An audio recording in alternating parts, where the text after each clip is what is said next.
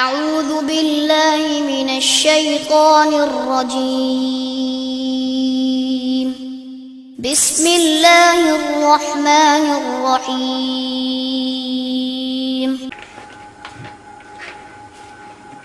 إن الحمد لله نحمده ونستعينه ونستغفره ونعوذ بالله من شرور أنفسنا ومن سيئات أعمالنا من يهده الله فلا مضل له ومن يضلل فلا هادي له وأشهد أن لا إله إلا الله وحده لا شريك له وأشهد أن محمدا عبده ورسوله يا أيها الذين آمنوا اتقوا الله حق تقاته ولا تموتن إلا وأنتم مسلمون يا أيها الناس اتقوا ربكم الذي خلقكم من نفس واحدة وخلق منها زوجها وبث منهما رجالا كثيرا ونساء واتقوا الله الذي تساءلون به والأرحام إن الله كان عليكم رقيبا يا أيها الذين آمنوا اتقوا الله وقولوا قولا سديدا يصلح لكم أعمالكم ويغفر لكم ذنوبكم ومن يطع الله ورسوله فقد فاز فوزا عظيما أما بعد فإن خير الحديث كتاب الله وخير الهدي هدي محمد صلى الله عليه وسلم وشر الأمور محدثاتها وكل محدثة بدعة وكل بدعة ضلالة وكل ضلالة في النار. قال تعالى وقالت طائفة من أهل الكتاب آمنوا بالذي أنزل على الذين آمنوا وجه النهار وَاكْفُرُوا آخِرَهُ لَعَلَّهُمْ يَرْجِعُونَ. سورہ آل عمران آیت نمبر 72. اس میں اللہ رب العزت اہل کتاب کا تذکرہ کر رہے ہیں، اہل کتاب کے گروہ کا تذکرہ کر رہے ہیں، اہل کتاب کی ایک سازش کا تذکرہ کر رہے ہیں جو انہوں نے مسلمانوں کے خلاف تیار کی. چنانچہ اللہ تعالیٰ فرماتے ہیں وقالت طائفۃ من اہل کتاب، اور اہل کتاب میں سے ایک گروہ نے کہا آمنوا بالذی انزل، تم ایمان لاؤ بالذی، اس چیز پہ، انزلہ جو اتاری گئی ہے، علی الذین آمنوا، ان لوگوں پہ جو ایمان لائے ہیں، وجہ النہار، ایمان لاؤ دن کے پہلے حصے میں، وَاکْفُرُوا آخِرَہُ، اور کفر کرو دن کے آخری حصے میں، لَعَلَّهُمْ يَرْجِعُونَ، تاکہ یہ لوگ واپس آ جائیں. وقالت، واو کا معنی ہے اور، قالت فعل ماضی ہے، واحد کے لیے ہے، مؤنث کے لیے ہے، اس نے کہا. طائفتن، ایک گروہ، ایک جماعت، من اہل کتابی، اہل کتاب میں سے، کتاب والوں میں سے، کتاب سے مراد جن سے کتاب ہے، آسمان سے نازل ہونے والی کتابیں مراد ہیں، اور اہل کتاب وہ لوگ جن پہ یہ کتب نازل ہوئیں. نبی علیہ السلام کے زمانے میں اہل کتاب سے مراد یہودی اور عیسائی ہیں، کیونکہ ان کے علاوہ کوئی ایسا گروہ نہیں تھا جن کے پاس آسمانی کتاب موجود ہو. ان کے پاس آسمانی کتاب موجود تھی، اگرچہ اس میں تحریف تھی، اس میں تبدیلیاں تھیں. آمنو فعل امر ہے، جمع کے لیے ہے، تم ایمان لاؤ. اس کا واحد ہے آمن، تو ایمان لا، تم ایمان لاؤ بالذی، اس چیز پہ، با حرف جر ہے، اور الذی اسم موصول ہے، جو کے معنی میں، اس چیز کے معنی میں. انزلہ فعل ماضی ہے، واحد کے لیے، اور فعل ماضی یہاں پہ مجہول کے لیے ہے. انزلہ اتارا گیا، فعل ماضی معلوم کیسے ہوتا ہے فعل؟ انزلہ، اس نے اتارا، اور انزلہ اتارا گیا. علی الذین آمنوا، علی اس کا معنی کیا ہے؟ پر. الذین اسم موصول ہے جمع کے لیے، اس کا واحد کیا ہوتا ہے؟ الذی. تو الذین ان لوگوں پہ آمنو جو ایمان لائے. پہلے تھا آمنو، ابھی کیا ہے آمنو. پہلے میم کے نیچے کسرہ تھا، زیر تھی، اب میم کے اوپر فتح ہے، زبر ہے. تو آمنو جو پہلا تھا وہ فعل امر تھا، آرڈر کا لفظ تھا، اور آمنو فعل ماضی ہے اور جمع کے لیے ہے. وہ ایمان لائے، اس کا واحد کیا ہے؟ آمنا، وہ ایمان لایا. وجہ النہار، دن کا چہرہ، مراد کیا؟ دن کا ابتدائی حصہ. وکفرو، اور تم کفر کرو، واو کا معنی اور، اکفرو فعل امر ہے، جمع کے لیے ہے، تم کفر کرو. آخرہ، اس کے آخر میں، کس کے آخر میں؟ دن کے آخر میں. لعلہم، تاکہ وہ، ہم جو ہے یہ ضمیر ہے اور لوٹ رہی کن کی طرف؟ ایمان لانے والوں کی طرف. یرجعون فعل مضارع ہے، جمع کے لیے، وہ لوٹ آئیں، واپس آ جائیں. اس کا واحد کیا ہے؟ یرجعو، وہ واپس آتا ہے، وہ لوٹتا ہے. اب ہم آتے ہیں اس آیت کی تفسیر کی طرف. اللہ رب العزت یہاں پہ ارشاد فرما رہے ہیں کہ یہودیوں نے ایک سازش تیار کی مسلمانوں کے خلاف، اور وہ یہ کہ صبح صبح چند یہودی مسلمان ہونے کا اعلان کریں، نبی علیہ الصلوۃ والسلام کا کلمہ پڑھ لیں، اور اسی دن کے آخری حصے میں وہ دین اسلام کو ترک کرنے کا اعلان کر دیں. فائدہ کیا ہوگا؟ فائدہ یہ ہوگا کہ لوگوں میں یہ بات عام ہو جائے گی کہ یہ دین کو اچھا دین نہیں ہے، کیونکہ یہودی جو اہل کتاب ہیں، جو اصحاب علم ہیں، جو آسمانی علوم کو جانتے ہیں، انہوں نے کلمہ پڑھا، پھر انہوں نے یہ دین ترک کر دیا، دوبارہ سے اپنے دین میں چلے آئے. اس کا مطلب یہ ہے کہ انہیں اس دین میں کوئی خرابی نظر آئی ہے، انہیں پتا چل گیا ہے کہ یہ دین کو اچھا دین نہیں ہے. انہیں معلوم ہو گیا ہے کہ اس دین کو لانے والے محمد جو ہیں صلی اللہ علیہ وسلم، وہ ایسے انسان نہیں ہیں کہ ان پہ ایمان لایا جائے اور ان کی بات پہ یقین کیا جائے. تو ایک تو اسلام کے خلاف ماحول تیار ہوگا، دوسرے نمبر پہ وہ مسلمان جو ایمان میں کمزور ہوں گے، امید کی جاتی ہے کہ اس سازش کی وجہ سے وہ بھی دین اسلام چھوڑ کر واپس اپنے پرانے دین میں چلے جائیں گے. تو اللہ رب العزت نے ان کی اس سازش کو یہاں پہ بیان کیا اور بتایا کہ یہ لوگ کیسے اسلام کے خلاف سازشیں چلتے رہتے ہیں. اور اس سے ہمیں پیغام ملا کہ مسلمانوں کو یہودیوں اور عیسائیوں کے معاملے میں خبردار رہنا چاہیے، خصوصی طور پہ یہودیوں کے معاملے میں، کیونکہ یہاں پہ اللہ نے جن کا تذکرہ کیا یہ یہودی ہیں. اللہ نے کہا کہ اہل کتاب کی ایک جماعت نے کہا، مراد کون ہے؟ یہودی.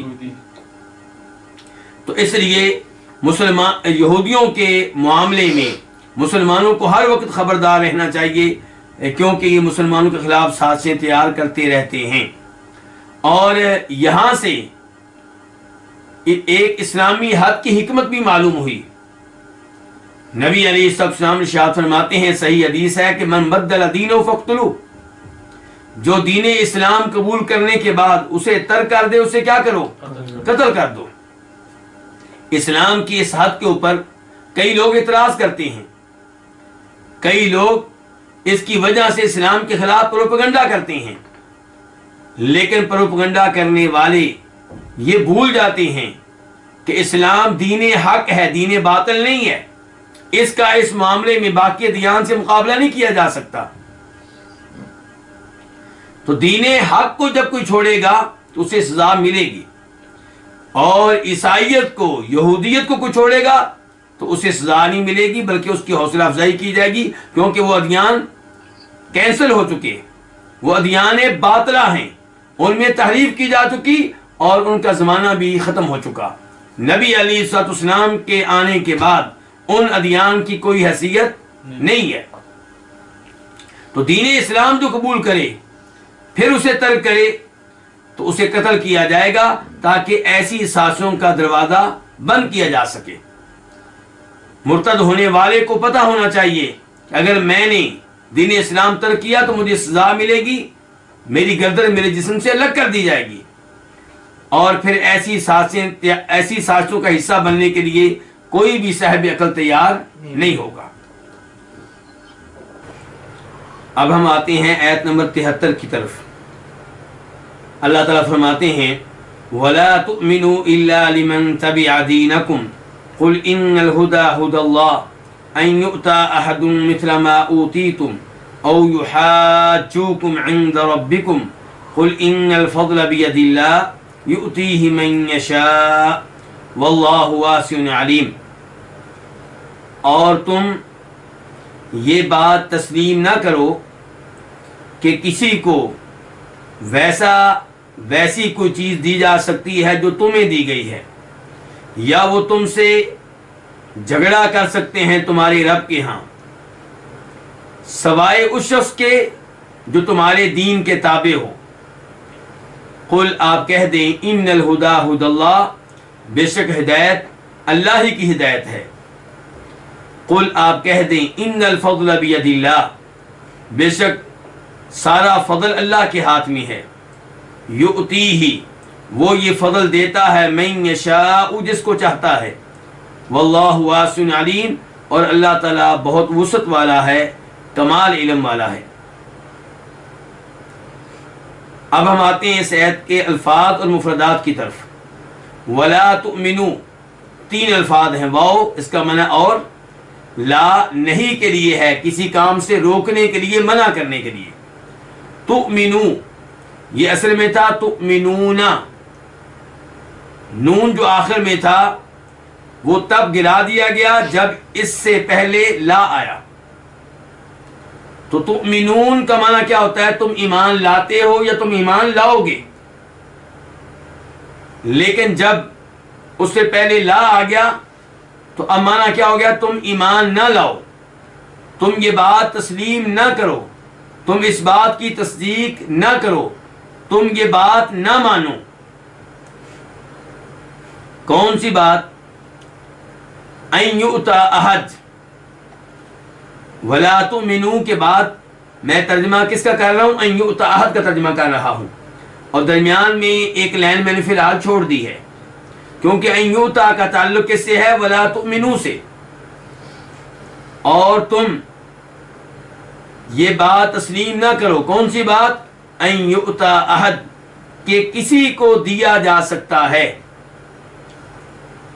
ان مصدریہ ہے، یؤتی فعل مضارع ہے مجہول کے لیے، یؤتی وہ دیا جاتا ہے،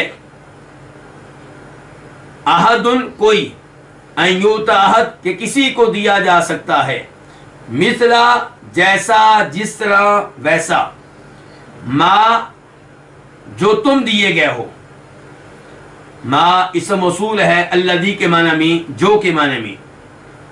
اوتیتم تمہیں دیا گیا، تم دیے گئے، فعل ماضی ہے مجہول کے لیے، اس کا واحد کیا ہوتا ہے؟ اوتیتا تو دیا گیا، اوتیتم تم دیے گئے، یعنی کہ جو تمہیں ملا ہے، جو تمہیں دیا گیا ہے۔ او کا معنی کیا ہے؟ یا یحاجوکم، وہ تم سے جھگڑا کر سکتے ہیں۔ یحاجوکم اصل میں تھا یحاجونا، یحاجونا نون تھا آخر میں، اور یحاجونا کیا چیز ہے؟ فعل مضارع ہے اور جمع کے لیے ہے، وہ جھگڑا کرتے ہیں، وہ بحث و مباحثہ کرتے ہیں، لیکن چونکہ یحاجو سے پہلے کیا؟ او، تو او کے ذریعے اس کا عطف ہے یوتا کے اوپر، تو ان جو ہے وہ اپنا عمل یہاں پہ بھی کر رہا ہے، اس لیے اس ان کی وجہ سے جو یوتا سے پہلے آیا ہے، یحاجون کا جو نون ہے وہ گرا دیا گیا ہے۔ او یحاجوکم، کم کا معنی کیا؟ تم، یا وہ تم سے جھگڑا کر سکتے ہیں، بحث و مباحثہ کر سکتے ہیں، عند ربکم تمہارے رب کے ہاں، عند پاس، ہاں، ربکم تمہارا رب، رب کس کو کہتے ہیں؟ جو پالنے والا ہو، پیدا کرنے والا ہو، جو مالک ہو اور جو سارے امور کی تدبیر کرنے والا ہو۔ اب الا لمن تبع دینکم کو ہم نے چھوڑ دیا تھا، اب اس کی وضاحت۔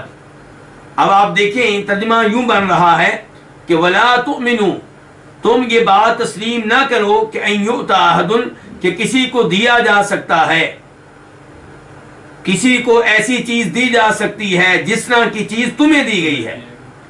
یہودی یہودیوں سے کہہ رہے ہیں. او یحاجوکم، یا یہ تم سے بحث و مباحثہ کر سکتے ہیں. کون؟ مسلمان. عند ربکم، تمہارے رب کے ہاں. الا، مگر ایسی چیز دی جا سکتی ہے کس کو؟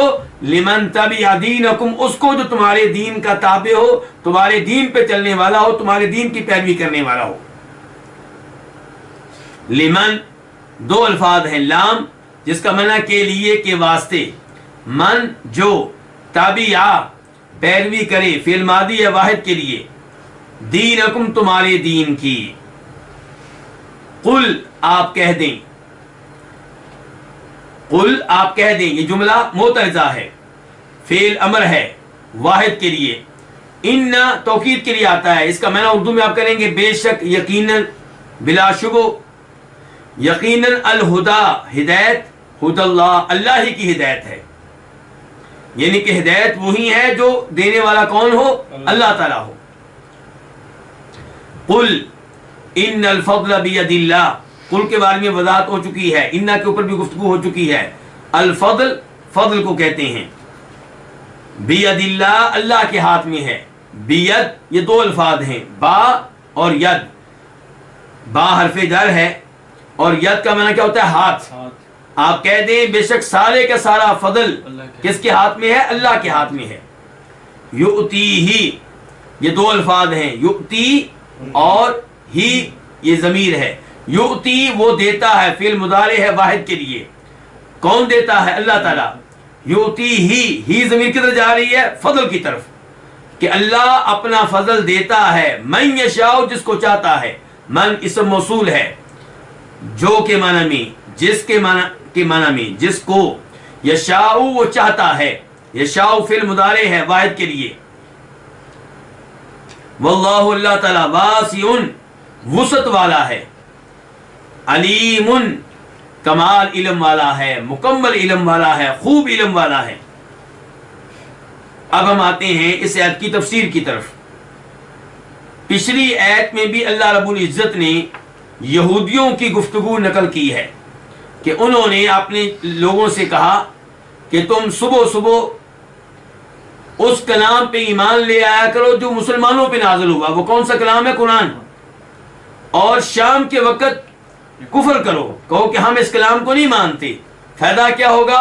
کہ کئی مسلمان بھی واپس آ جائیں گے پرانے دین میں.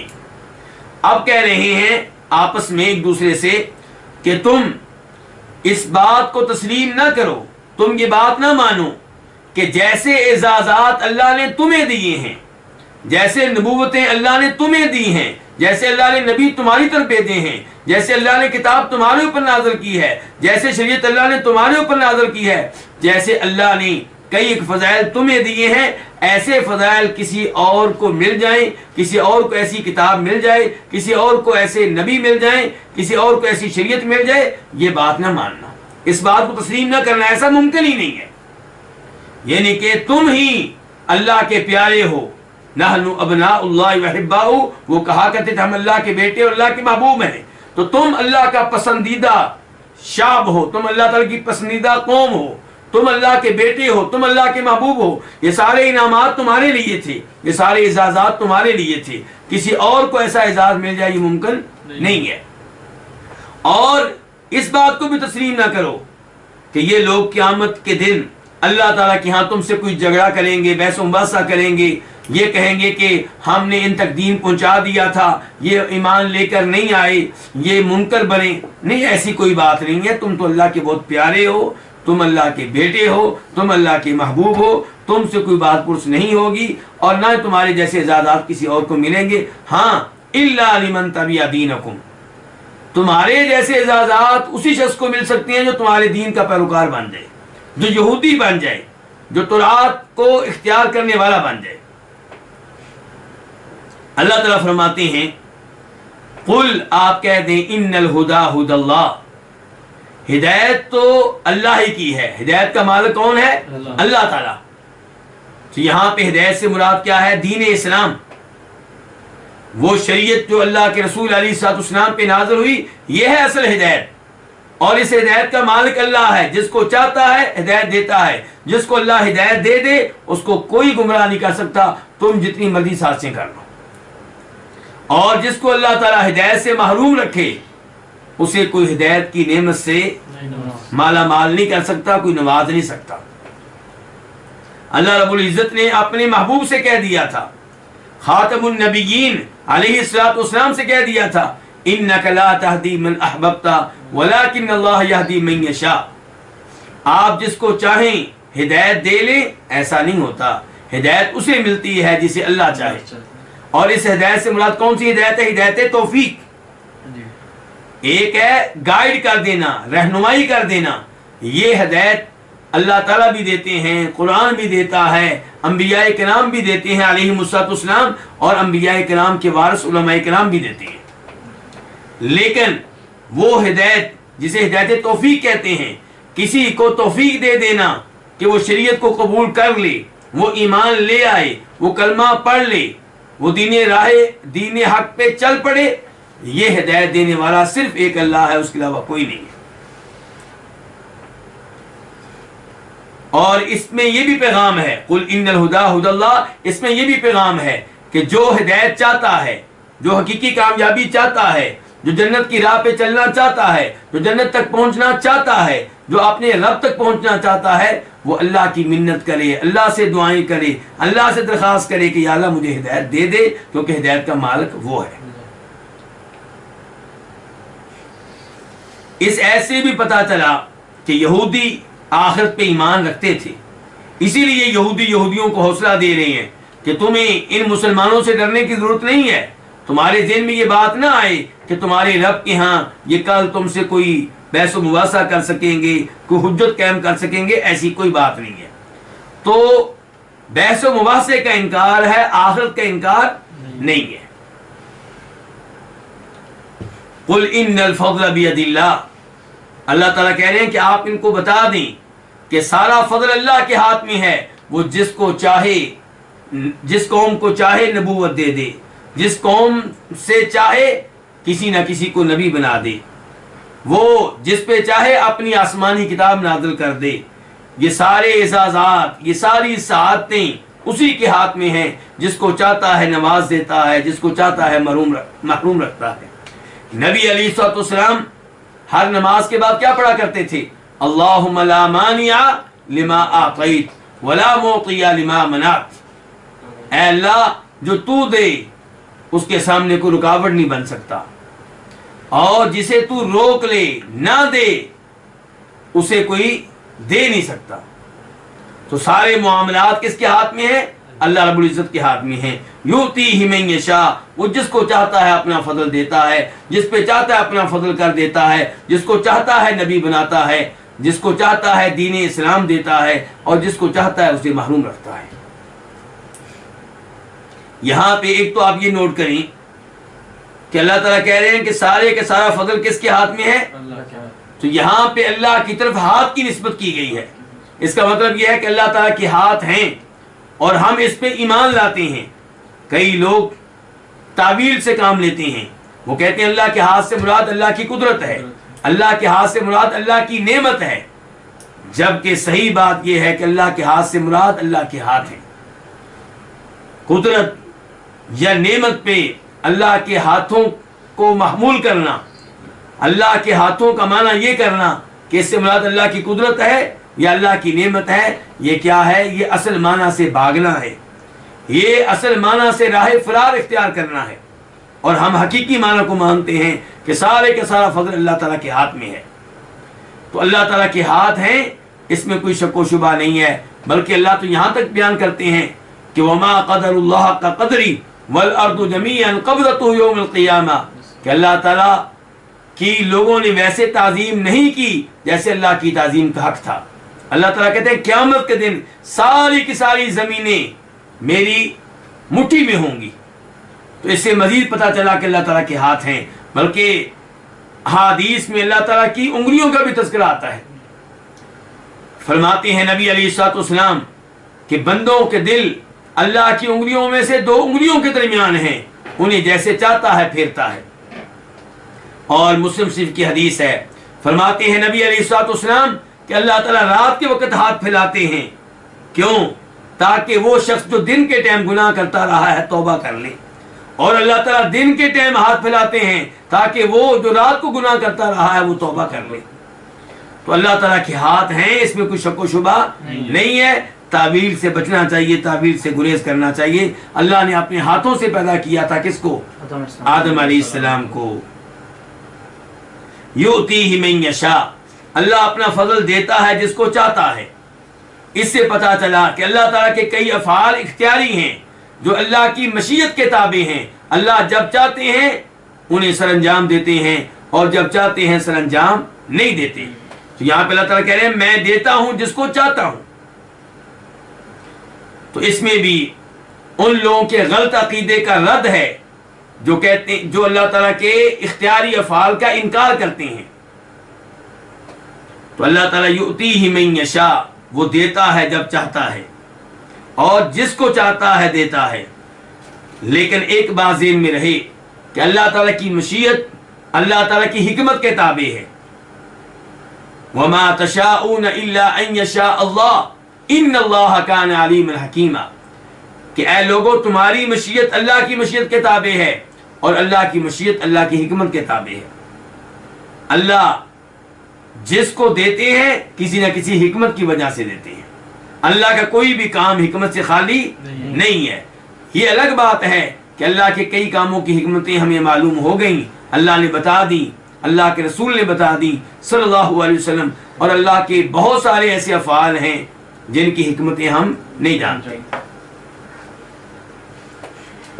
واللہ واسع علیم، اور اللہ تعالیٰ وسعت والا ہے، خوب علم رکھنے والا ہے۔ یہ اللہ تعالیٰ کے ناموں میں سے دو نام ہیں، الواسع بھی اللہ کا نام ہے، العلیم بھی اللہ کا نام ہے۔ تو اللہ تعالیٰ وسعت والے ہیں۔ کس چیز میں وسعت والے ہیں؟ اللہ تعالیٰ اپنی تمام صفات میں وسعت والے ہیں۔ مثال کے طور پہ اللہ کا علم وسیع ہے، اللہ کی حکمتیں وسیع ہیں، اللہ کی قدرتیں وسیع ہیں، اللہ تعالیٰ کا علم وسیع ہے۔ علیم، اللہ تعالیٰ خوب علم رکھنے والا ہے۔ کس چیز کا؟ ہر چیز کے بارے میں اللہ علم رکھنے والے ہیں، اور خصوصاً ان کے بارے میں اللہ علم رکھنے والے ہیں جو اللہ کے فضل کے حقدار ہیں۔ اللہ انہی پہ اپنا فضل فرماتا ہے جو اللہ کے فضل کے حقدار ہیں۔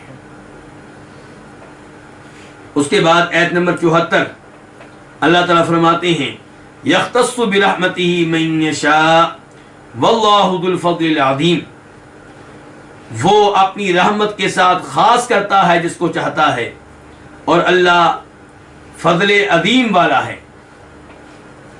یختص فعل مضارع ہے واحد کے لیے، وہ خاص کرتا ہے، برحمت ہی اپنی رحمت کے ساتھ۔ تین الفاظ ہیں، با کا معنی ساتھ، رحمت کا معنی رحمت، اور ہی اپنی۔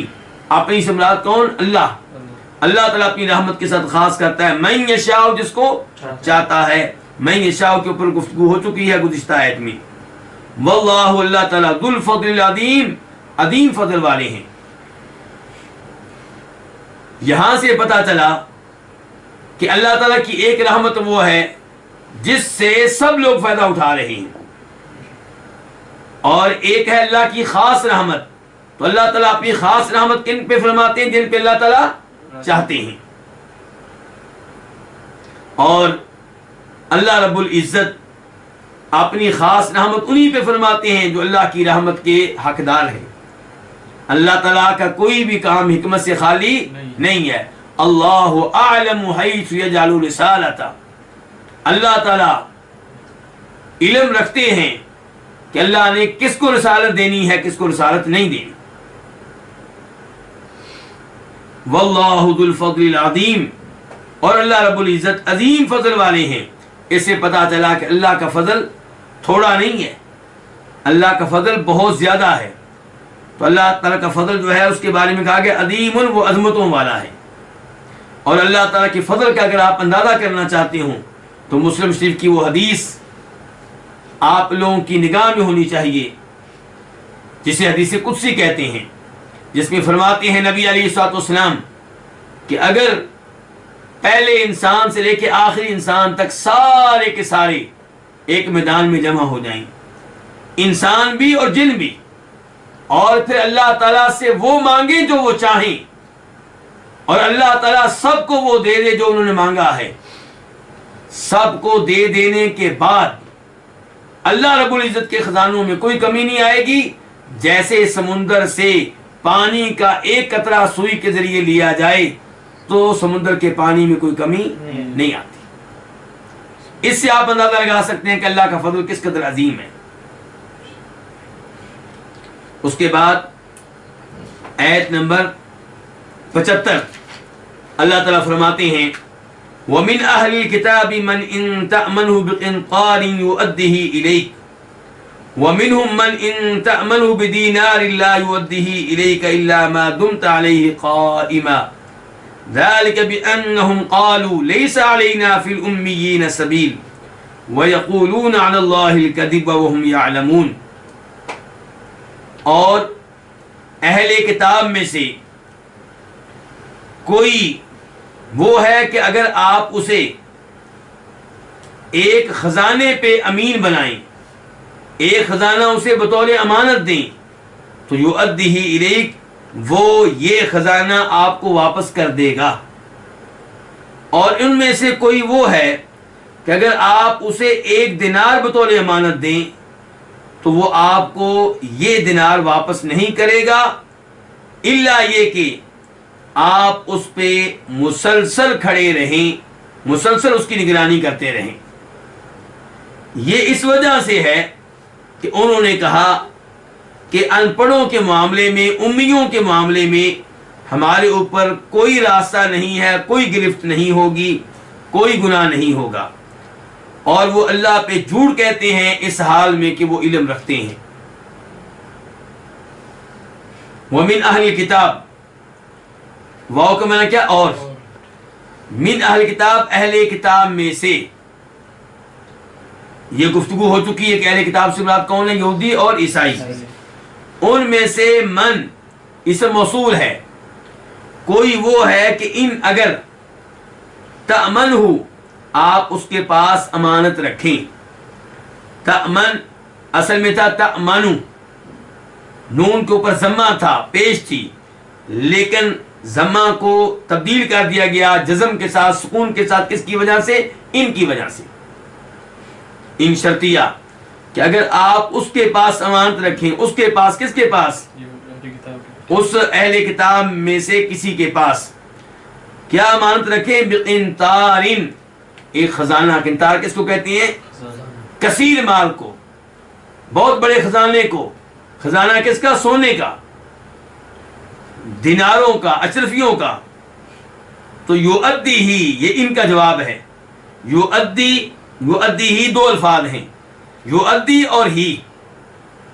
یؤدی اصل میں تھا یؤدی، یعنی کہ دال کے بعد یا بھی تھی، یؤدی، لیکن یا گر گئی ہے، اسے گرا دیا گیا ہے، کس کی وجہ سے؟ ان کی وجہ سے، کیونکہ ان کا جواب شرط ہے۔ تو یؤدی کیا ہے؟ فعل مضارع، ادا یؤدی، وہ ادا کرتا ہے، تو یؤدی وہ ادا کر دے گا ہی، ضمیر کی طرف جاری، قنطار کی طرف، خزانے کی طرف، وہ یہ خزانہ واپس کر دے گا، ادا کر دے گا، الیہ کا آپ کی طرف، یعنی کہ آپ کو دے دے گا۔ الیہ کا دو الفاظ ہیں، الہ اور کا۔ وَمِنْهُمْ مَنْ إِن تَأْمَنُوا بِدِينَارٍ لَا يُؤَدِّهِ إِلَيْكَ، اور ان میں سے کوئی وہ ہے کہ جس کے پاس آپ ایک دینار بھی بطور امانت رکھیں تو لا یؤدیہ الیک، وہ آپ کو واپس نہیں کرے گا۔ لا یؤدیہ، یہ وہی لفظ ہے جو پہلے گزر چکا ہے، لیکن اس دفعہ اس کے اوپر کیا داخل ہوا ہے؟ لا۔ اس سے پہلے کیا آ گیا؟ لا۔ اور یہ لا نہیں کے لیے نہیں بلکہ نفی کے لیے ہے۔ اللہ تعالیٰ خبر دے رہے ہیں کہ وہ آپ کو دینار واپس نہیں کرے گا، وہ دینار ادا نہیں کرے گا، الا مگر یہ کہ ما دمت علیہ قائما، جب تک آپ اس کے اوپر مسلسل کھڑے رہیں۔ ما کا معنی کیا؟ جب، یعنی کہ جب تک، دمتا آپ رہیں، فعل ماضی ہے، واحد کے لیے ہے، اس کی جمع ہوتی ہے دم تم، تو دمتا آپ رہیں، علیہ اس پہ، کس پہ؟ جس کو آپ نے ایک دینار دیا ہے، آپ اس پہ رہیں، کیا رہیں؟ قائمن، کھڑے، آپ اس پہ کھڑے رہیں. قائمن کھڑے ہونے والے کو کہتے ہیں، یعنی کہ آپ اس کی نگرانی کرتے رہیں، آپ اسے چیک کرتے رہیں، آپ اس کا جائزہ لیتے رہیں. ذالک، یہ کیا؟ یہ 1 دینار جو بطور امانت رکھا گیا تھا وہ واپس نہ کرنا، وہ اس کو ادا نہ کرنا جس کا ہے. یہ کیوں ہے؟ ذالک اس میں اشارہ ہے، یہ اس لیے ہے، باسببیہ ہے، یہ اس وجہ سے ہے کہ انہم، کہ بے شک انہوں نے، انہ کا معنی بے شک، ہم انہوں نے، قالو کہا، فعل ماضی ہے جمع کے لیے، اس کا واحد کیا؟ قالا، اس ایک آدمی نے کہا، قالو ان سب نے کہا کہ لیسا نہیں ہے، علینا ہم پہ، علینا 2 الفاظ ہیں، علا اور نا، ہم پہ نہیں ہے، فی الامیین ان پڑھوں کے معاملے میں، امیوں کے معاملے میں، سبیل کوئی راستہ، کوئی گرفت، کوئی گناہ. الامیین یہ جمع ہے کس کی؟ الامی کی. امی کس کو کہتے ہیں؟ جو لکھنا بھی نہ جانتا ہو اور اوپر دیکھ کر پڑھنا بھی نہ جانتا ہو. تو مراد یہاں پہ کون لوگ ہیں؟ اہل مکہ، قریش مکہ. یہودی ان کو امی کہا کرتے تھے کیونکہ یہ لوگ نہ اوپر دیکھ کر پڑھ سکتے تھے اور نہ کچھ لکھ سکتے تھے، اس لیے ان کو امی کہا گیا. اللہ تعالیٰ فرماتے ہیں سورہ جمعہ میں، هو الذی بعث فی الامیین رسولا منہم یتلو علیہم آیاتی ویزکیہم ویعلمہم الکتاب والحکمہ وان کانوا من قبل لفی ضلال مبین. اللہ وہی ہے جس نے امیوں میں، ان پڑھوں میں ایک رسول بھیجا جو انہی میں سے ہے، جو ان کے سامنے اللہ کی آیتوں کی تلاوت کرتا ہے، جو انہیں اللہ کی کتاب کی تعلیم دیتا ہے، جو انہیں حکمت سکھاتا ہے. یقیناً اس سے پہلے وہ واضح طور پہ گمراہی میں تھے. تو اللہ نے وہاں پہ کیا کہا کہ رسول کو کن کی طرف بھیجا گیا ہے؟ امیین کی طرف، یعنی کہ اہل مکہ کی طرف، قریش مکہ کی طرف. تو یہاں الامیین سے مراد یہی قریش مکہ ہے. سبیل کوئی راستہ، یعنی کہ اگر ہم ان لوگوں کا مال کھا لیں تو کوئی مسئلہ نہیں ہے، ہم سے کوئی بات پرس نہیں ہوگی.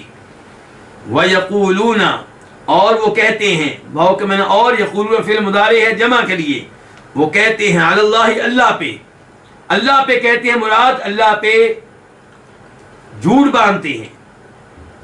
الکذبہ جھوٹ، تو اللہ پہ وہ کہتے ہیں یعنی کہ اللہ پہ جھوٹ باندھتے ہیں. وہم یعلمون، وہ حالیہ ہے، ہم ضمیر ہے وہ، یعلمون علم رکھتے ہیں، جانتے ہیں کہ وہ جھوٹے ہیں. یعلمون فعل مضارع ہے جمع کے لیے، اس کا واحد کیا ہوتا ہے؟ یعلمو، وہ جانتا ہے. اس آیت میں اللہ رب العزت نے یہودیوں اور عیسائیوں کی مالی حالت بیان کی ہے.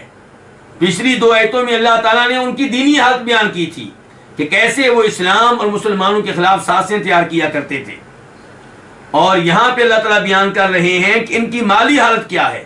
تو اللہ تعالیٰ نے بیان کیا کہ مالی لحاظ سے یہ 2 طرح کے لوگ ہیں، ان میں امانت دار بھی ہیں اور ان میں خیانت کا ارتکاب کرنے والے بھی ہیں. اور یہ اللہ کا عدل و انصاف آپ دیکھیں کہ اللہ نے مالی حالت کے لحاظ سے سب کو غلط قرار نہیں دیا.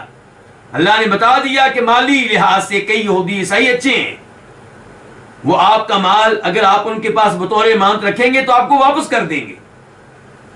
اور آپ دیکھیں کہ نبی علیہ الصلوۃ والسلام جب فوت ہوئے تو فوت ہونے سے پہلے آپ نے اپنی زرہ ایک یہودی کے پاس بطور گروی رکھی تھی اور اس سے ادھار پہ آٹا لے رکھا تھا کہ جب میں قیمت واپس کروں گا تو میری گرہ واپس کر دینا، جب میں تمہیں قیمت دوں گا تو میری زرہ واپس کر دینا. تو اس کا مطلب یہ ہے کہ نبی علیہ السلام نے اس یہودی پہ مالی معاملے میں اعتماد کیا ہے. اور کئی ایک احادیث سے پتہ چلتا ہے کہ یہودیوں عیسائیوں میں بہت سے لوگ ایسے گزرے ہیں جو بہت امانت دار تھے. مثال کے طور پہ وہ حدیث جسے امام احمد وغیرہ روایت کرتے ہیں اور امام بخاری بھی اسے بطور معلق لے کر آئے ہیں کہ ایک بنی اسرائیل میں ایک صاحب دوسرے صاحب کے پاس گئے قرض لینے کے لیے. جس سے قرض لینا تھا انہوں نے کہا بھی کوئی گواہ لے کر آؤ جو کل کو گواہی دے کہ آپ نے مجھ سے قرض لیا ہے. اس نے کہا میرے پاس کوئی ایسا آدمی نہیں ہے جو بطور گواہ میں آپ کے پاس لا سکوں. کہا چلیں یہ بتائیں پھر ضامن کون ہوگا، گارنٹی کون دے گا کہ آپ میرا قرض واپس کریں گے. اس نے کہا گواہ بھی اللہ، گارنٹی دینے والا بھی اللہ۔ اس آدمی نے اس پہ اعتماد کرتے ہوئے اسے 1000 دینار دے دیے اور طے ہو گیا کہ یہ قرضہ کب واپس کیا جائے گا۔ یہ آدمی 1000 دینار لے کر اپنے گھر چلا گیا، اپنی ضرورت پوری کی، اور جب یہ دینار واپس کرنے کا وقت ہوا تو وہ دینار لے کر آیا سمندر کے پاس تاکہ کوئی کشتی ملے اور اس کے اوپر سوار ہو کر اس کے پاس جائے اور اسے یہ 1000 دینار واپس کر سکے، لیکن کوئی کشتی نہیں ملی، کوئی سواری نہیں ملی۔ اس نے کیا کیا؟ اس نے ایک لکڑی لی، لکڑی کو ایک جگہ سے کوریدا اور وہاں پہ 1000 دینار ڈال دیے اور اس کو اوپر سے بند کر دیا، اور پھر اس لکڑی کو سمندر کے حوالے کر دیا، اللہ سے یہ دعا کرتے ہوئے کہ یا اللہ تو جانتا ہے کہ میں نے فلاں آدمی سے 1000 دینار بطور قرض لیا، اس نے گواہ مانگا تھا، میں نے کہا کوئی گواہ نہیں، اللہ گواہ ہے۔ اس نے ضامن مانگا تھا، میں نے کہا تھا کوئی ضامن نہیں، اللہ ضامن ہے۔ تو یا اللہ اب میں یہ سمندر کے حوالے کر رہا ہوں، تو ہی اسے اس تک پہنچا سکتا ہے۔ دوسری طرف وہ آدمی انہی ایام میں سمندر کی طرف نکلا اس انتظار میں کہ وہ آدمی قرض واپس کرے گا، لیکن اسے کوئی نظر نہیں آیا، نہ کوئی سواری نظر آئی، نہ کوئی کشتی نظر آئی، البتہ اسے ایک لکڑی نظر آئی، تو اس نے لکڑی پکڑ لی کہ چلو گھر میں کام آئے گی۔ لکڑی کو لے کر آیا، جب اسے چیرنے لگا تو اس میں سے 1000 دینار مل گئے، اور اس آدمی کا لیٹر بھی مل گیا، اس کا خط بھی مل گیا، جس میں اس نے وضاحت کر رکھی تھی کہ میں خود آنا چاہ رہا تھا لیکن مجھے کوئی سواری نہیں ملی تو میں یہ آپ کو بھیج رہا ہوں۔ جب حالات سازگار ہوئے، سواری وغیرہ ملی، تو وہ آدمی 1000 دینار لے کر خود بھی پہنچ گیا۔ جب 1000 دینار لے کر پہنچا اور اس کے حوالے کیے، اس نے کہا کہ 1000 دینار تو مجھے مل چکا ہے، اللہ رب العزت نے تمہاری طرف سے 1000 دینار مجھے پہنچا دیا ہے۔ تو اس نے 1000 دینار نہیں لیا۔ دونوں کی امانت دیکھیں، پہلے کی امانت کہ وقت پہ اس نے قرضہ واپس کرنے کی کوشش کی ہے، 1000 دینار سمندر کے حوالے کر دیا ہے، اللہ سے دعا کی کہ یا اللہ اس تک پہنچا دے، اور جب سواری مل گئی، کشتی مل گئی، تو مزید 1000 دینار لے کر پہنچ گیا کہ معلوم نہیں کہ پہلے 1000 دینار اس کے پاس پہنچی ہیں کہ نہیں پہنچی۔ اور دوسرے کی امانت دیکھیں، وہ چاہتا تو پہلے 1000 دینار جو ملے تھے اس کے معاملے کو چھپا لیتا، لیکن اس نے چھپایا نہیں، اس نے معاملہ واضح کر دیا۔ تو اس سے پتا چلا کہ یہودیوں میں خائن قسم کے لوگ بھی موجود ہیں، لیکن مال کے لحاظ سے امانت کا اہتمام کرنے والے لوگ بھی موجود ہیں، اور اللہ کا انصاف دیکھیے کہ اللہ نے دونوں کا تذکرہ کیا ہے۔ تو اللہ تعالیٰ کہہ رہے ہیں کہ اہل کتاب میں سے کوئی ایسا ہے کہ اگر آپ اس کے پاس ایک بڑا خزانہ بطور امانت رکھیں گے تو پورے کا پورا خزانہ آپ کو واپس کر دے گا۔ اس کا مطلب یہ ہے کہ اگر خزانے سے کم مال ہوگا تو بدرجہ اولا واپس کرے گا۔ جو آدمی اتنا امانت دار ہے کہ پورا خزانہ آپ اس کے پاس امانت رکھے تو واپس کر دے گا، اگر اس کے پاس 1 دینار رکھیں گے تو بدرجہ اولا واپس کرے گا۔ پھر اللہ تعالیٰ کہتے ہیں کہ ان میں ایسے بھی ہیں کہ جن کے پاس اگر آپ 1 دینار رکھ دیں تو واپس نہیں کریں گے۔ خیانت کا یہ حال ہے کہ 1 دینار بھی واپس نہیں کریں گے۔ ایسے لوگوں کے پاس خزانہ ہوگا تو کیسے واپس کریں گے؟ البتہ اگر ایسے شخص کے سر پہ آپ کھڑے رہیں اور مسلسل آپ نگرانی کرتے رہیں، توجہ رکھیں، دھیان رکھیں اور اس سے تقاضا کرتے رہیں، تو پھر ممکن ہے کہ آپ کو آپ کا دینار واپس کر دے، ورنہ وہ آپ کا دینار آپ کو واپس نہیں کرے گا۔ اس کے بعد اللہ نے یہ بیان کیا کہ یہ خیانت ان میں کیوں پائی جاتی ہے۔ اللہ بیان کرتے اس خیانت کے پیچھے ان کا عقیدہ ہے، اس خیانت کے پیچھے ان کا غلط نظریہ ہے۔ آپ اس سے اندازہ لگا سکتے ہیں کہ غلط عقائد، غلط نظریات انسان کو کہاں تک پہنچا دیتے ہیں۔ یہ غلط عقیدہ اور نظریہ کیا ہے؟ وہ یہ سمجھتے ہیں کہ ہم اللہ کے پیارے ہیں، ہم اللہ کے بیٹے ہیں، اور یہ جو ان پڑھ ہیں ان کا مال ہمارے لیے حلال ہے، ہم ان کے مال پہ قبضہ کر لیں تو ہمیں روز قیامت سوال نہیں ہوگا، عذاب نہیں ہوگا، بات پرس نہیں ہوگی۔ ان کا کوئی آدمی قتل کر دیں تو ان کے خون کے بارے میں ہم سے کوئی سوال نہیں ہوگا، ان کی بے عزتی کر دیں تو ان کی عزت کے بارے میں ہم سے کوئی سوال نہیں ہوگا۔ تو امیین سے مراد پھر کون ہے؟ پہلے وضاحت ہو چکی ہے، قریش مکہ، اہل مکہ. اور یاد رکھیے گا کہ امی ہونا یہ کوئی خوبی نہیں ہے، یہ عیب ہے. امی ہونا قابل مذمت ہے، لیکن نبی علیہ الصلوۃ والسلام کا امی ہونا آپ کی خوبی ہے، وہ آپ کی توہین یا گستاخی یا بےزتی نہیں ہے. اسی لیے اللہ رب العزت نے جو آپ سے محبت کرنے والے ہیں آپ کو امی قرار دیا ہے. فآمنوا باللہ ورسولہ النبی الامی، کہ اللہ پہ ایمان لاؤ، اللہ کے رسول پہ ایمان لاؤ جو کہ امی ہیں. دوسرے لوگ امی ہوں تو کیا ہے؟ یہ کیا ہے؟ عیب ہے، یہ نقص ہے. اللہ کے رسول امی ہوں تو یہ خوبی ہے. یہ کیسے ہے؟ اللہ تعالیٰ فرماتے ہیں قرآن حکیم میں ان لوگوں کے بارے میں جو نبی علیہ الصلوۃ والسلام پہ نازل کردہ کتاب کے بارے میں شکوک و شبہات کا اظہار کرتے تھے اور یہ دعویٰ کرتے تھے کہ اللہ کی طرف سے یہ نہیں ہے، یہ کلام اس انسان نے خود بنایا ہے، یہ اس کی اپنی کاوش ہے. اللہ تعالیٰ نے کہا سورہ عنکبوت میں وَمَا كُنْتَ تَتْلُو مِن قَبْلِهِ مِن كِتَابٍ وَلَا تَخُطُّهُ بِيَمِينِكَ إِذًا لَّارْتَابَ الْمُبْطِلُونَ. اگر آپ کسی کتاب کو پڑھنے کی صلاحیت رکھنے والے ہوتے، اگر آپ اپنے دائیں ہاتھ کے ساتھ کچھ لکھنے کی صلاحیت رکھنے والے ہوتے تب یہ شک کرتے قرآن کریم کے اوپر. جب آپ نہ لکھنا جانتے ہیں نہ اوپر دے کر پڑھنا جانتے ہیں، پھر یہ کیسے کہہ سکتے ہیں کہ یہ کلام محمد کا اپنا بنایا ہوا ہے علیہ الصلوۃ والسلام. تو آپ کا امی ہونا یہ اس بات کی دلیل تھا کہ آپ پہ نازل کردہ قرآن آپ کی طرف سے نہیں ہے بلکہ اللہ رب العزت کی طرف سے ہے. اور آپ اس کی نسبت جب اللہ کی طرف کرتے ہیں تو آپ اس دعویٰ میں سچے ہیں، آپ جھوٹے نہیں ہیں. لیکن ایک بات یہ ذہن میں رہے، آپ امی ہونے کے باوجود سب سے بڑے عالم تھے. آپ اوپر دیکھ کر پڑھنا نہیں جانتے تھے، لکھنا نہیں جانتے تھے، لیکن اس کا مطلب یہ نہیں ہے کہ نعوذ باللہ آپ علم کی دولت سے محروم تھے، بلکہ آپ جو درست علم ہے اس کے امام ہیں. درست علم آپ سے بڑھ کر کسی کے پاس نہیں ہے.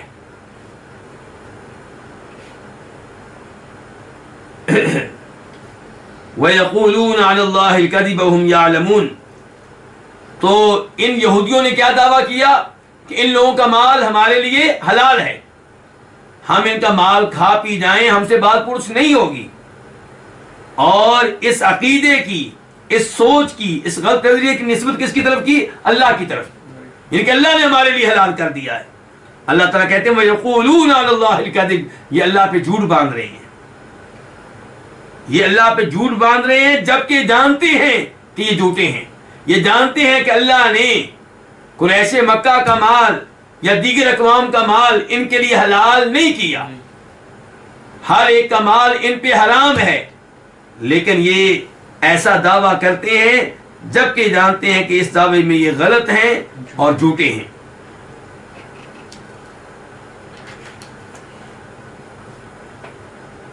اللہ تعالیٰ فرماتے ہیں آیت نمبر 76 میں بلا من اوفا بعہدہ واتقى فإن اللہ يحب المتقین. بلا کیوں نہیں، جس نے اپنے عہد کو پورا کیا اور تقوی اختیار کیا تو بے شک اللہ تعالیٰ تقوی اختیار کرنے والوں سے محبت کرتا ہے. بلا کیوں نہیں، اس کا کیا تعلق ہے پچھلی عبارت سے، پچھلی آیت سے؟ انہوں نے کہا تھا کہ اگر ہم دیگر اقوام کا اور امیوں کا، ان ان پڑھوں کا مال کھا پی جائیں تو ہم سے مواخذہ نہیں ہوگا، بات پرس نہیں ہوگی. اللہ نے کہا بلا کیوں نہیں ہوگی، اگر تم کسی کا ناجائز مال کھاؤ گے تم سے بات پرس ہوگی، تمہارا حساب کتاب ہوگا. اس کے بعد اللہ کہتے ہیں من اوفا بعہدی، جس نے اپنے عہد کو پورا کیا. من اسم موصول ہے، جس نے، اوفا فعل ماضی ہے، پورا کیا، بعہدی اپنے عہد کو. بعہدی 3 الفاظ ہیں، با اور عہد اور ہی. جس نے پورا کیا اپنے عہد کو، یعنی کہ جو معاہدے کسی سے کیے تھے، جو وعدے کسی سے کیے تھے انہیں پورا کیا.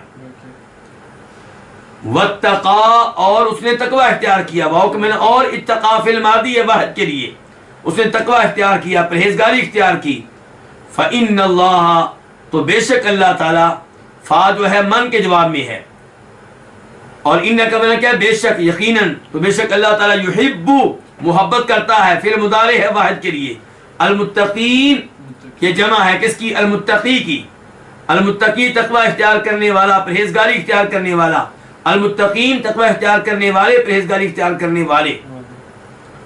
اس آیت میں اللہ تعالیٰ بیان کر رہے ہیں کہ اے یہودیوں، اگر تم لوگوں پہ ظلم کرو گے، ان کا مال کھاؤ گے، انہیں قتل کرو گے، ان کی عزت کو پامال کرو گے، تو تمہیں اس کا حساب کتاب دینا پڑے گا۔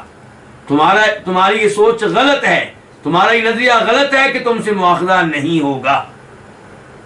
اللہ تعالیٰ نے یہ کہا کہ میرے پیارے کون ہیں، میں کن سے محبت کرتا ہوں؟ اللہ تعالیٰ کہتے ہیں میں ان سے محبت کرتا ہوں جو اپنے عہد کو پورا کرنے والے ہوں، جو تقوی اختیار کرنے والے ہوں۔ فرمایا من اوفا بعہدہ، جو بھی اپنے عہد کو پورا کرے، وہ عہد اللہ سے کیا ہو یا لوگوں سے کیا ہو۔ اس سے پتہ چلا عہد کو پورا کرنا بڑی عظیم خوبی ہے، اور اس سے پتہ چلا کہ جو اپنے عہد کو پورا کرنے والے ہوں وہ اللہ کی محبت کو پا لیتے ہیں، اللہ ان سے محبت کرتا ہے۔ تو جو اپنے عہد کو پورا کرے، واتقا اور تقوی اختیار کرے۔ تقوی کیسے اختیار کرے؟ گناہوں کو چھوڑ دے اور جن چیزوں کو اللہ نے واجب قرار دیا ان کو اپنائے، ان پہ عمل پیرا ہو، یہ کیا ہے؟ تقوی۔ اور یہاں پہ خصوصی طور پہ تقوی سے مراد کیا ہوگا کہ اپنے عہد کو پورا کرنا اور لوگوں کے مال سے دور رہنا، لوگوں کے مال پہ قبضہ نہ کرنا۔ تو جو اپنے عہد کو پورا کرے اور تقوی اختیار کرے، فإن اللہ یحب المتقین، جو یقیناً اللہ تعالیٰ متقین سے محبت کرتے ہیں۔ یہاں پہ اللہ تعالیٰ تقوی کی ترغیب دے رہے ہیں کہ لوگوں متقی بن جاؤ، کیونکہ اللہ تعالیٰ کہہ رہے ہیں میں متقی لوگوں سے، پرہیزگاری اختیار کرنے والے لوگوں سے، میں تقوی اختیار کرنے لوگوں سے محبت کرتا ہوں۔ اس کا مطلب یہ ہے کہ میری محبت حاصل کرنا چاہتے ہو، میرے محبوب بننا چاہتے ہو تو متقی بن جاؤ، پرہیزگار بن جاؤ۔ اللہ تقوی اپنانے کی ترغیب دے رہے ہیں۔ اللہ نے یہ بھی بیان کیا کہ میں محبت کرتا ہوں۔ اس سے پتہ چلا اللہ کی صفات میں سے ایک صفت کیا ہے کہ اللہ محبت کرتے ہیں، ہر ایک سے نہیں، ہر ایک سے نہیں۔ اللہ نے کہا میں محبت کرتا ہوں کن سے؟ متقین سے، پرہیزگاروں سے۔ اور یہاں پہ ایک چیز نوٹ کیجئے گا، سیاق و سباق کا تقاضا یہ تھا کہ یوں کہا جاتا فَإِنَّ اللَّهَ يُحِبُّهُ، یحبو کے بعد کیا آتی؟ ضمیر، کہ جو اپنے عہد کو پورا کرے اور تقوی اختیار کرے تو بے شک اللہ تعالیٰ اس سے محبت کرتے ہیں۔ لیکن ضمیر کی جگہ پہ اسم ظاہر لایا گیا، کیا کہا گیا؟ فإن اللہ یحب المتقین، یہ نہیں کہا گیا اللہ اس سے محبت کرتے ہیں، یہ کہا گیا اللہ محبت کرتے ہیں کس سے؟ تقوی اختیار کرنے والے سے۔ اس سے دو فائدے ملے، ایک یہ کہ تقوی اختیار کرنے والے سے محبت کس کی وجہ سے ہے؟ تقوی کی وجہ سے۔ تو اللہ نے پوری انسانیت کو پیغام دے دیا کہ اگر میرے محبوب بننا چاہتے ہو تو پھر متقی بن جاؤ، پرہیزگار بن جاؤ۔ میں ہر متقی سے، ہر پرہیزگار سے محبت کرتا ہوں۔ تو دو فائدے ہوئے، پہلا فائدہ تعلیل کا کہ محبت کیوں؟ تقوی کی وجہ سے۔ دوسرا فائدہ تعمیم کا کہ اللہ کو محبت ہے ہر متقی سے، جو بھی تقوی اختیار کرتا ہے اس سے اللہ تعالیٰ کو محبت ہے۔ اور اللہ تعالیٰ کی محبت یہ اللہ کی عظیم صفات میں سے ایک عظیم صفت ہے۔ تو اس محبت کو پانے کا طریقہ کیا ہے؟ متقی بن جائیں، اپنے عہد کو پورا کرنے والے بن جائیں۔ اللہ تعالیٰ کن سے محبت کرتا ہے؟ یہ موضوع اللہ نے قرآن کریم میں کئی مقامات پہ بیان کیا ہے۔ مثال کے طور پہ ان اللہ یحب التوابین ویحب المتطہرین، اللہ تعالیٰ ان سے محبت کرتا ہے جو بہت توبہ کرنے والے ہوں اور پاکیزگی کا اہتمام کرنے والے ہوں۔ وَأَقْسِطُوا إِنَّ اللَّهَ يُحِبُّ الْمُقْسِطِينَ، اللہ تعالیٰ ان سے محبت کرتا ہے جو عدل و انصاف کرنے والے ہوں۔ تو محبت کرنا یہ اللہ کی صفت ہے۔ افسوس سے کہنا پڑتا ہے گمراہ فرقے اللہ کی اس صفت کو بھی حقیقی معنوں میں ماننے کے لیے تیار نہیں ہے، یہاں پہ بھی تعویل سے کام لیتے ہیں۔ وہ کہتے ہیں کہ اللہ تعالیٰ محبت کرتا ہے، اس کا مطلب یہ ہے کہ اللہ تعالیٰ پرہیزگاروں کو ثواب دیتا ہے، محبت سے مراد حقیقی محبت نہیں بلکہ محبت کا لازمی نتیجہ ہے، کیونکہ انسان جب کسی سے محبت کرتا ہے اس کو انسان اجر و ثواب دیتا ہے، اس کو انعام دیتا ہے، تحفے تحائف دیتا ہے۔ تو اللہ تعالیٰ جن سے محبت کرتا ہے ان کو تحفے تحائف دیتا ہے، اللہ ان کو ثواب دیتا ہے، اللہ انہیں نوازتا ہے، اللہ ان پہ انعامات کی بارش کرتا ہے، یہ مراد ہے۔ ہم کہتے ہیں کہ اللہ نے کہہ دیا میں محبت کرتا ہوں، ہم ایمان لے آئے کہ اللہ محبت کرتا ہے، اور جو تم کہتے ہو وہ محبت کا لازمی نتیجہ ہے۔ ہم دونوں چیزوں کو الحمدللہ مانتے ہیں۔ ہم یہ مانتے ہیں کہ اللہ محبت کرتے ہیں، اور یہ بھی مانتے ہیں کہ اللہ جس سے محبت کرتے ہیں اسے اللہ تعالیٰ نوازتے ہیں، بہت سے انعامات دیتے ہیں، بہت سا فضل فرماتے ہیں، بہت سا اللہ تعالیٰ اس پہ کرم کرتے ہیں۔ جو لوگ اللہ کی محبت کے منکر ہیں وہ کیوں منکر ہیں؟ وہ کہتے ہیں کہ اگر ہم یہ مان لیں کہ اللہ محبت کرتا ہے تو محبت تو ہوتی ہے دو ایسی چیزوں میں جو ایک جیسی ہوں۔ انسان انسان سے محبت کرتا ہے، یہ ممکن نہیں ہے کہ انسان سے محبت کرے کون؟ کوئی پہاڑ، انسان سے محبت کرے کوئی درخت، انسان سے محبت کرے کوئی لوہا۔ ہم کہتے ہیں کہ یہ بھی ثابت ہے۔ نبی علیہ السلام ارشاد فرماتے ہیں کہ احد پہاڑ ہم سے محبت کرتا ہے اور ہم اس سے محبت کرتے ہیں۔ تو تمہاری یہ بات غلط ہے کہ محبت دو ایسی چیزوں میں ہوتی ہے جو ایک جیسی ہیں۔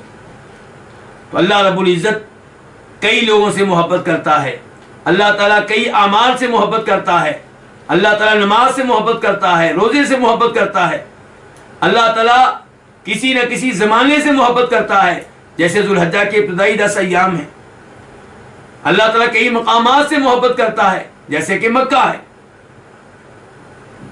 تو ضرورت اس بات کی ہے کہ ہم اللہ تعالیٰ کی محبت کو پانے کی کوشش کریں، ان اوصاف کو اپنے اندر پیدا کریں جن اوصاف والوں سے اللہ محبت کیا کرتا ہے۔